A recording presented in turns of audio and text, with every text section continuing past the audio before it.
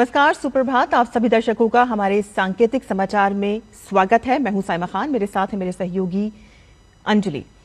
नजर डाल लेते हैं सबसे पहले हेडलाइंस पर। प्रधानमंत्री नरेंद्र मोदी आज बिहार को देंगे 13,000 करोड़ रुपए की परियोजनाएं। गंगा नदी पर ओंटा सिमरिया पुल परियोजना का करेंगे उद्घाटन। नई ट्रेन सेवाओं को भी दिखाएंगे हरी झंडी।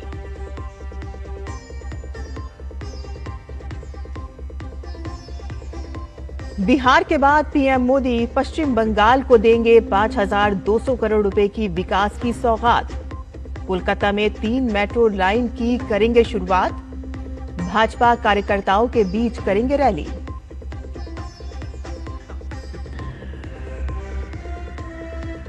दिल्ली एनसीआर में आवारा कुत्तों को पकड़कर शेल्टर होम में भेजने के मामले में सुप्रीम कोर्ट आज सुनाएगा आदेश। पिछले आदेश में कोर्ट ने फैसला रखा था सुरक्षित।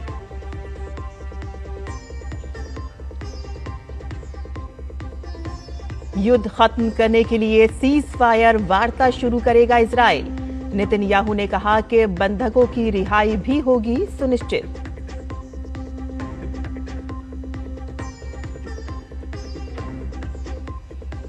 और कजाकिस्तान में जारी एशियन शूटिंग चैंपियनशिप में भारतीय निशानेबाजों का दमदार प्रदर्शन। Air rifle men's team event में चीन को पछाड़ भारत ने जीता स्वर्ण।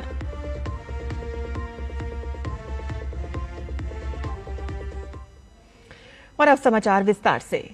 प्रधानमंत्री नरेंद्र मोदी आज बिहार का दौरा करेंगे। पीएम मोदी बिहार के गया में लगभग 13,000 करोड़ रुपए की लागत वाली कई विकास परियोजनाओं का शिलान्यास और उद्घाटन करेंगे।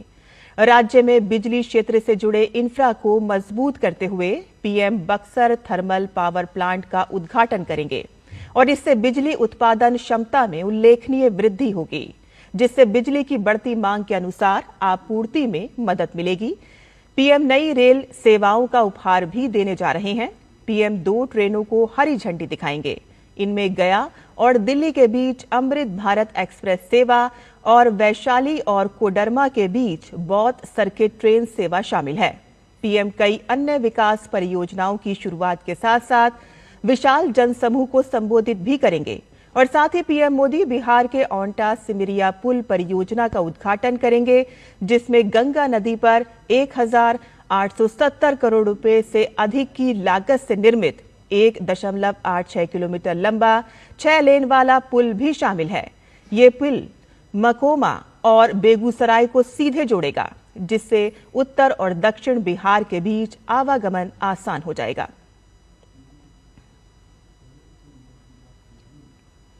बिहार के बाद प्रधानमंत्री नरेंद्र मोदी पश्चिम बंगाल का दौरा करेंगे। पीएम कोलकाता में 5,200 करोड़ रुपए से अधिक की कई विकास परियोजनाओं का शिलान्यास और उद्घाटन करेंगे। इस दौरान 13.61 किलोमीटर लंबे नवनिर्मित मेट्रो नेटवर्क का उद्घाटन किया जाएगा और इन मार्गों पर मेट्रो सेवाओं का शुभारंभ किया जाएगा।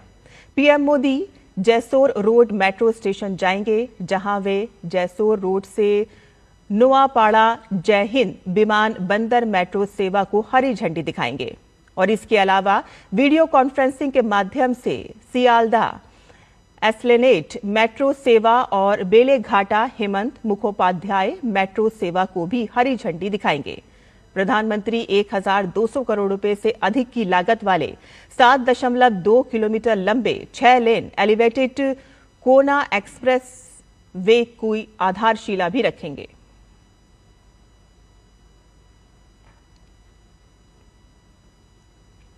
प्रधानमंत्री नरेंद्र मोदी की फ्रांस के राष्ट्रपति इमैनुअल मैक्रों से फोन पर बातचीत हुई। बातचीत की जानकारी देते हुए प्रधानमंत्री ने social media platform x handle पर लिखा, मित्र राष्ट्रपति मैक्रों के साथ बातचीत बहुत अच्छी हुई। यूक्रेन और पश्चिम एशिया में संघर्षों के शांतिपूर्ण समाधान के प्रयासों पर विचारों का आदान प्रदान किया। भारत फ्रांस रणनीतिक साझेदारी को और मजबूत करने की अपनी प्रतिबद्धता दोहराई।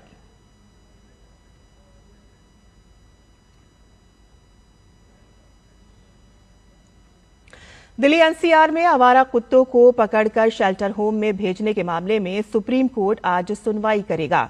2 जजों की बेंच ने एक मीडिया रिपोर्ट का संज्ञान लेते हुए ये आदेश दिया था। हालांकि कई संगठनों के मामलों को उठाने के बाद सीजेआई ने मामले की सुनवाई एक 3 जजों की नई बेंच को सौंप दिया था।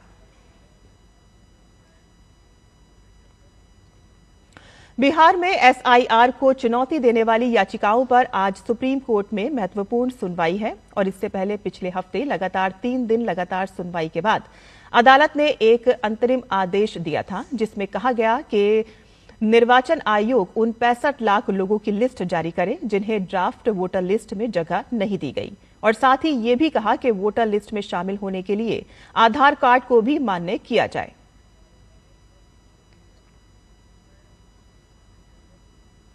चुनाव आयोग पर आरोप लगाने को लेकर लोकसभा में नेता प्रतिपक्ष राहुल गांधी और कांग्रेस के राष्ट्रीय अध्यक्ष मल्लिकार्जुन खड़गे के खिलाफ सुप्रीम कोर्ट में याचिका दायर की गई है। सतीश कुमार अग्रवाल नाम के व्यक्ति की ओर से दायर याचिका में कहा गया कि कांग्रेस पार्टी के नेताओं ने चुनाव आयोग पर निराधार आरोप लगाकर एक संवैधानिक संस्था की गरिमा को गिराने की कोशिश की है।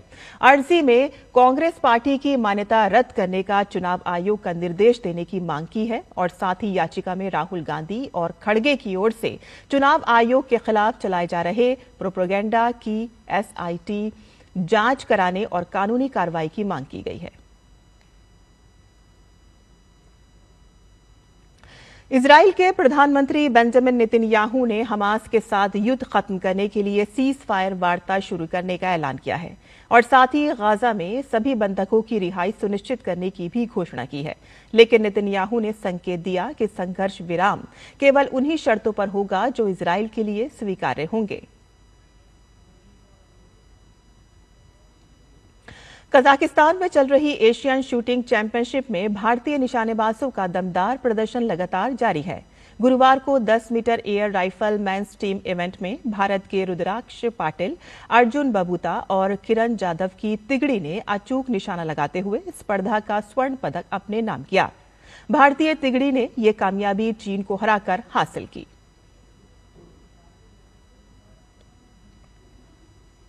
श्रीनगर में जारी खेलो इंडिया वाटर स्पोर्ट फेस्टिवल 2025 का आज दूसरा दिन है। डल झील की शान, खेल से बड़े पहचान थीम के साथ खेलो इंडिया वाटर स्पोर्ट फेस्टिवल की कल शुरुआत हुई। केंद्रीय खेल मंत्री ने मनसुख मांडविया ने वर्चुअल माध्यम से खेलो इंडिया वाटर स्पोर्ट फेस्टिवल 2025 का शुभारंभ किया। खेलो इंडिया वाटर स्पोर्ट फेस्टिवल 2025 का भव्य उद्घाटन समारोह 21 अगस्त को श्रीनगर स्थित शेर कश्मीर अंतर्राष्ट्रीय सम्मेलन केंद्र में हुआ, जिसमें केंद्रीय युवा मामलों एवं खेल राज्य मंत्री रक्षा निखिल खड़से और जम्मू कश्मीर के उप राज्यपाल मनोज सिन्हा मुख्य अतिथि के रूप में मौजूद रहे। इस मौके पर केंद्रीय खेल मंत्री ने कहा कि ये खेल राज्य के युवाओं के लिए बेहद अहम साबित होंगे।